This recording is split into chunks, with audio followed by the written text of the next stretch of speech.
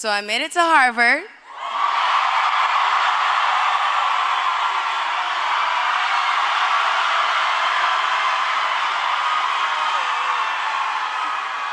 Never thought I'd be able to say that in my life, but it feels good.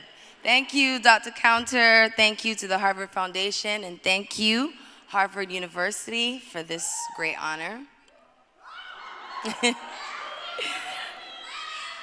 Thank you. I'm incredibly humbled by this, to be acknowledged at this magnitude for something that, in truth, I've never wanted credit for. When I was 5 or 6 years old, I remember watching TV and I would see these commercials and I was watching other children suffer in other parts of the world. And, you know, the commercials where, you could give 25 cents and save a child's life and I would think to myself, like, I wonder how many 25 cents I could save up to save all the kids in Africa.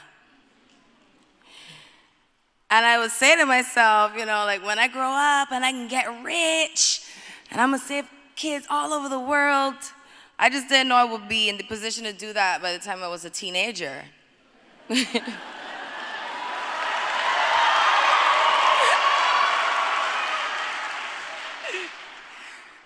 At 17, I started my career here in America. And by the age of 18, I started my first charity organization. I went on to team up with other organizations in the following years and met, helped, and even lost some of the most beautiful souls. From 6-year-old Yasmina Amina, who passed away in 2010 from leukemia. Her story inspired thousands to volunteer as donors through GKMS. Fast forward to 2012, when my grandmother, the late Clara Brathwaite, she lost her battle with cancer, which is the very reason and the driving force behind the Clara Lionel Foundation. We're all human, and we all just want a chance. A chance at life, a chance at an education, a chance at a future, really. And at CLF, our mission is to impact as many lives as possible. But it starts with just one. Just one. As I stare out into this beautiful room, I see optimism, I see hope, I see the future. I know that each and every one of you has the opportunity to help someone else. All you need to do is help one person, expecting nothing in return. To me, that is a humanitarian.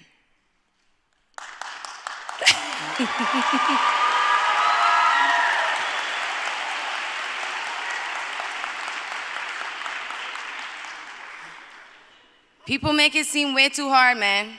The truth is, and what the little girl watching those commercials didn't know, is that you don't have to be rich to be a humanitarian. You don't have to be rich to help somebody. You don't gotta be famous. You don't even have to be college educated. I mean, I wish I was. I'm not saying, especially today.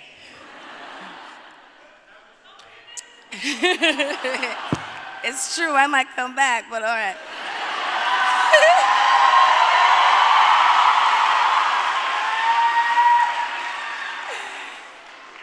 But it starts with your neighbor, the person right next to you, the person sitting next to you in class, the kid down the block in your neighborhood.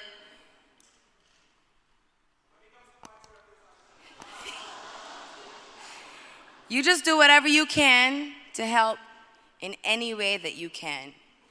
And today I want to challenge each of you to make a commitment to help one person, one organization, one situation that touches your heart.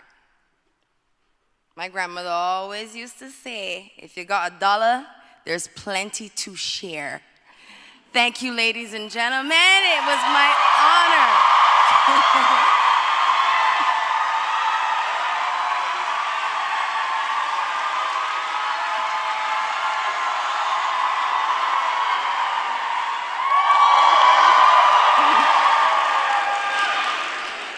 Over her career, she has worked on several projects aimed towards bettering society, including efforts to increase access to education globally through her Clara Lionel Foundation Global Scholarship Program and her support for the Global Partnership for Education and Global Citizen. But for this part of the night, I'd like to highlight some of the work she's done in the field of health and in helping to empower others in that way. Part of Rihanna's humanitarian work has been to develop a cancer diagnosis and treatment center at the Queen Elizabeth Hospital in Bridgetown, Barbados. As a student of global health, the impact of such an institution is not lost on me. Too often, higher levels of medical care are inaccessible to the populations that need them, allowing individuals to unnecessarily suffer from preventable or treatable conditions. In my experience studying global health issues abroad in Western Kenya, for example, one of the greatest barriers to obtaining medical care was distance to the treatment centers that offered the needed care. During my time there, I remember learning the story of a woman who had lost her life during labor. She was being taken care of at a rural health clinic where typical labor procedures could be handled effectively. However, because of her specific complications, the type of care she needed was at a larger health center, which she couldn't reach in time. Fortunately, there are efforts locally and globally to tackle issues such as these. And I tell this story not to single out a specific region, but to highlight the importance of this work. In providing such vital resources for cancer treatment in Barbados, Rihanna has worked to reduce barriers such as these to higher level medical care, and the implementation of such work has reverberations throughout society. I find this quotation from Rihanna particularly telling of the humanitarian spirit displayed by such work. If you have the ability to help and lend a hand, no matter how big or small, you should definitely make that your responsibility. To me, the idea that the ability to help others, no matter how big or small, now becomes a responsibility is one that embodies what it means to be a humanitarian. To prioritize helping fellow human beings to the extent that one can is to exemplify humanitarianism. As many of us are students and will be navigating life outside of this university in a few years, I hope this humanitarian spirit is one that we will incorporate wherever life may take us. Thank you, Rihanna, for inspiring us to use our abilities to work,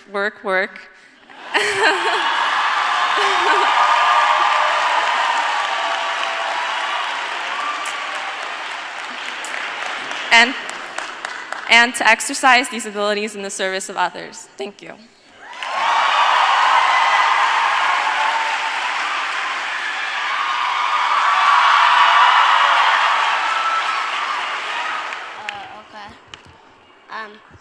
Rihanna, we thank you for your compassion, your philanthropy to help others in need, and your wonderful music.